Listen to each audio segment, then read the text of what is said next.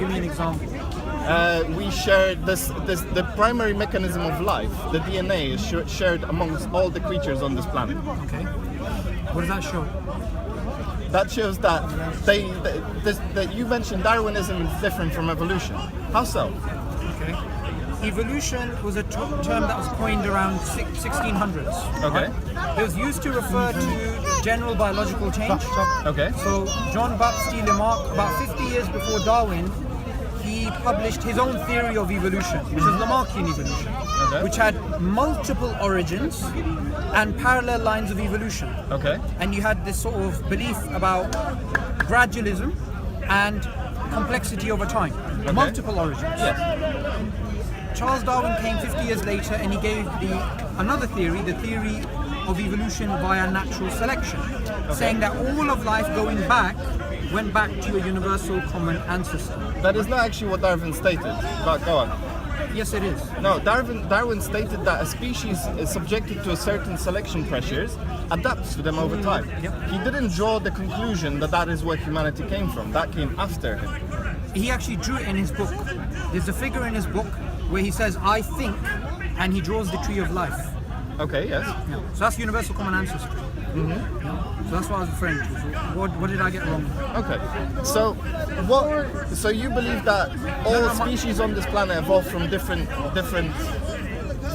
beginnings. Is that correct? No, that's not what I'm claiming. I'm going by your initial claim, which is that you're saying is true. How do you know universal common ancestry is true and not a Lamarckian multiple ancestry is true? How What do you does know? Lamarckian mean? Lamarck come from separate origins. No, Lamarck basically. Oh, as in okay. Because of the evidence of the last 50 years. So Not a single let ancestor. me explain. Follow, yeah. Evolution just simply means biological change over time. Yes. There's evolution actually happening in your gut right now. Right? Yes. So for example, when you get bacteria which tries to affect your cells, Yes. you have to mutate, you have this whole system going Yeah. on, you have rapid change. Yes. You can have it within your body or outside. Okay? Yes. Evolution is an observation, that's not a problem. The claim of universal common descent, which is the claim, like I'm just going to ask you a question now, because I Okay. want to check whether I'm correct in me understanding what you Go ahead, understand. yeah. Right? Do you believe all of humanity goes back to a single pair of male and female? No. No. Okay.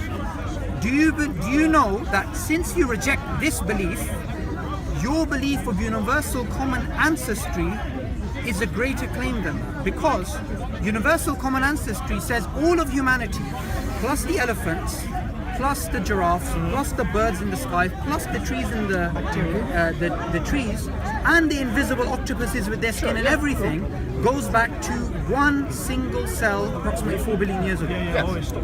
How can you accept that and not accept that humanity goes to an ancestral pair? When Because this is a a great... complicated organism. At that time, it was a simple cell. That's why. Let me finish this conversation. No, that's fine. I know you can help him out, but let me just finish the conversation.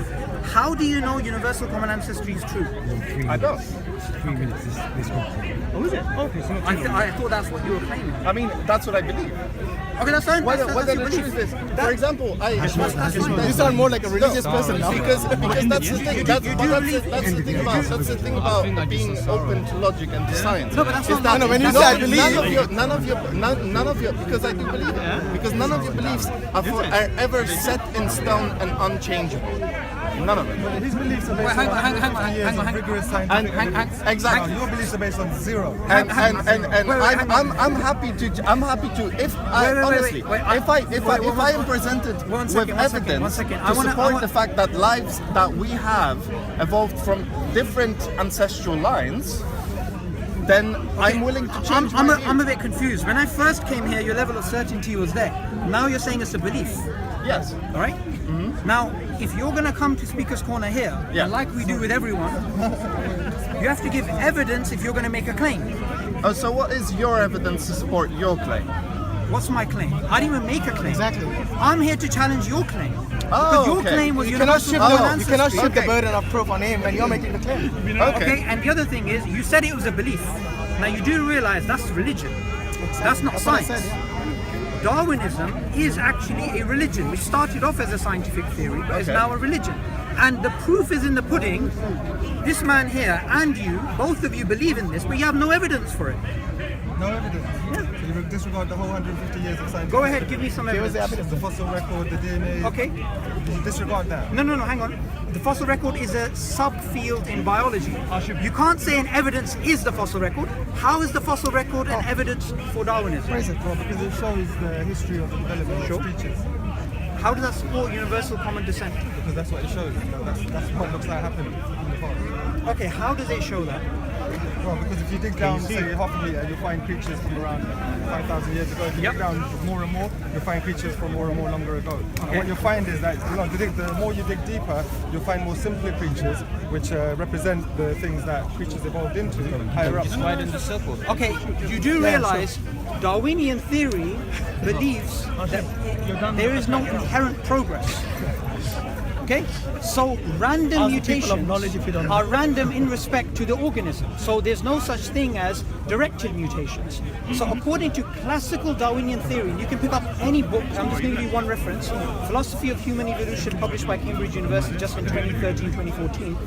It makes it clear there's no such thing as progress in Darwinian evolution. For example, you're no more complex than bacteria. For example, you survive and you reproduce. Bacteria survives and Bacteria reproduces. that's been around for 4 billion years, but equally complex to a certain degree. However, wait, what does define? Hang on. Now you're contradicting yourself. Are bacteria are they as complex as us? Well, bacteria that have been evolved around 4 billion years, and to some extent they are. As us? They're not as complex creatures, but they have complex survival mechanisms. Yeah. Okay. It just depends on the selection. Do they survive and reproduce? Yeah. Okay, do we survive and reproduce? Yeah. So according to, and let me just give you this, right, because you guys are not contradicting yourselves now, you're contradicting mainstream secular academics. For example, Henry Key in his book, The Accidental Species, Misunderstandings of Human Evolution, he says, and he's a Darwinist, we are no more complex than bacteria. Okay. Right? According to Darwinism. So you can't come here and say we are more complex. We are not according to your worldview. How do you understand that we are not more complex? What is meant by that? It's not me, by the way. No, that's fine. That's fine. But that's the evidence you're quoting. It's not me. So he's avoiding the fact this is that it's down to the Darwinist. selection pressure. Let's have one discussion. This is Darwinist. He picks and chooses who he wants to talk to. Because at the core, I see what you mean by the statement that we're no complex. Because at a fundamental level, our bodies and the bodies of bacteria have very, very similar mechanisms. Okay, now you're referring to something known as homology. Okay. Homology is the claim that similarities are due to common descent. Okay. Okay? Yeah. This is how they look at a chimpanzee and a human being, and they say because of similarities there must be a common ancestor. Yeah, but no, that's not true though, because there's a lot of different No, but places. let him Hang on, I'm going to speak to one Eyes have person at a evolved in time. many different places. Wings have evolved in many different places. I'm going to speak to one person at a time. Okay? Now what you're referring to is homology. Okay. Now there's some issues with homology. Number one, you need to understand homology is an assumption. Okay. It's not something which is based upon concrete observation. Secondly, we know of a counterfactual to this assumption of homology known as homoplasy. For Okay. example, there's genes in your body which develop to let you see, for you to have eyes. Likewise, there's genes in the octopus which are there to help it see. But these are known as homoplacious genes. They're not due to common descent. So homology is something which is an assumption which has a counterfactual to it known as homoplasy.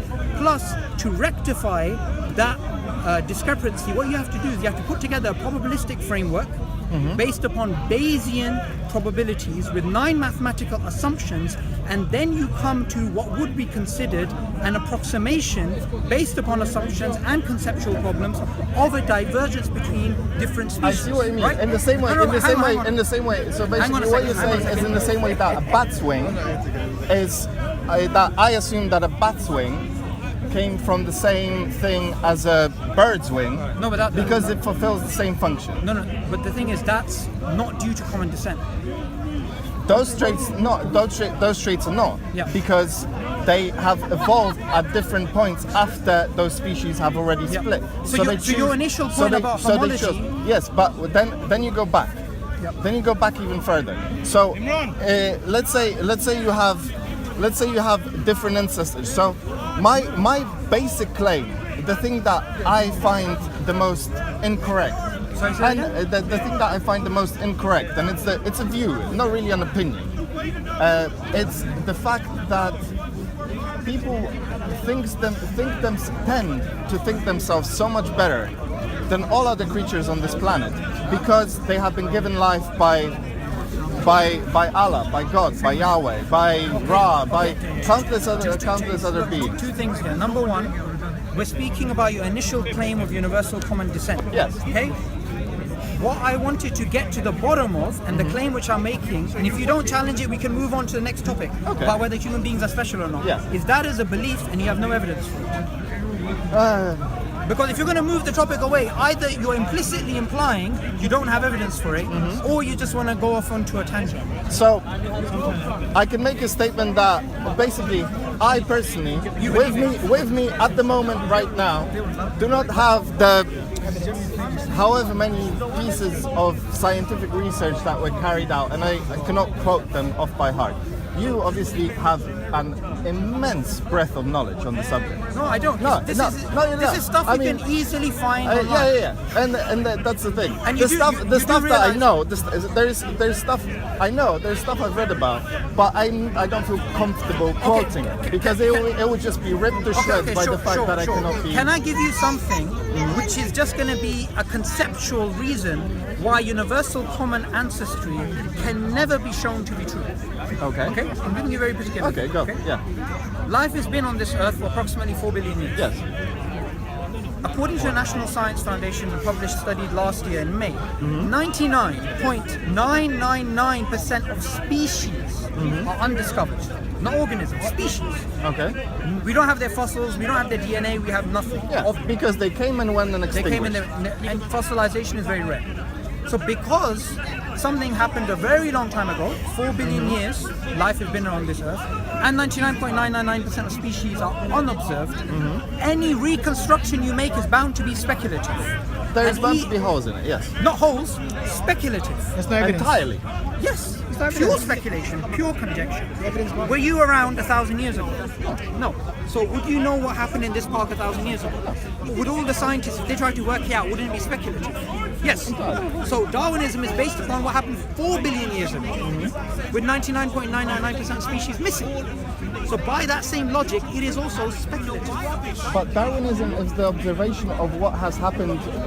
It's not an recently. observation. It's a reconstruction of phylogenetic relationships in the remote past. It's merely observing the things that took place before Darwin. I'm sure you know where Darwin formed the theory, right? On the Galapagos Islands, right? Well, there's dispute about that. But he went there. He classified the species as many as he could. There, all he did was he came up with a way that organisms change, adaptation. And before he published The Origin of Species, a Christian creationist 20 years before him, he already published the theory of natural selection as an adaptation. So there's nothing new. All he did was he made a claim that natural selection leads the bacteria to the elephant. It leads, you have this natural blind process with no foresight, and this has created all of life on Earth.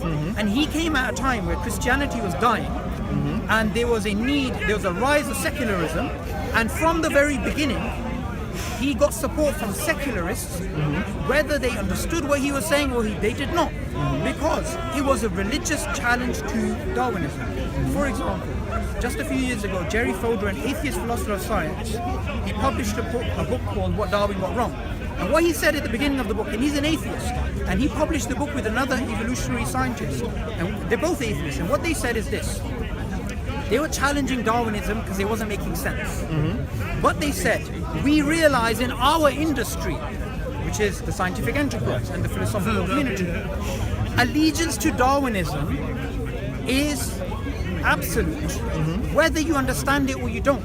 Okay. And the proof is in the pudding that you've come here believing and claiming that it's true, but you don't have any evidence. You've just been socialized into accepting it. It's a religion. Fair enough.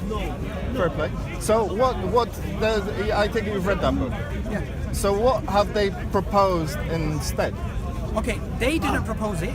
They proposed what other scientists have come up with. Okay. So they proposed Evo-Devo, evolutionary development biology, as an alternative. Okay. Plus, there are 5 alternatives that we currently have in evolutionary biology which challenge Darwinism. We have evolution by natural genetic engineering, put together by atheist evolutionary biologists. We have neo-Lamarckian evolution. We have mutationism. We have symbiotic evolution, and we have evolution by self-organization. All of these 5 alternatives to Darwinism, you'll never hear about, because Darwinism is becoming into a religion.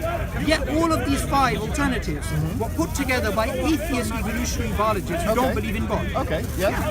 And the reason why people believe it to be true, universal common ancestry and natural selection creating all of things, is just because we've been socialized into it. We've got no evidence. I respect that.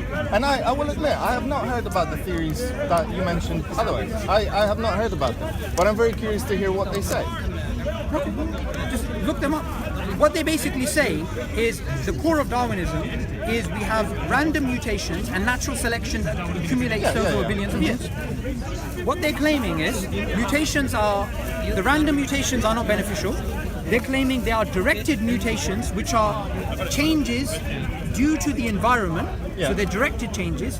Natural selection is a trimming force. So say you got a hedge and you want to cut off the leaves. That's what natural selection does. It just trims.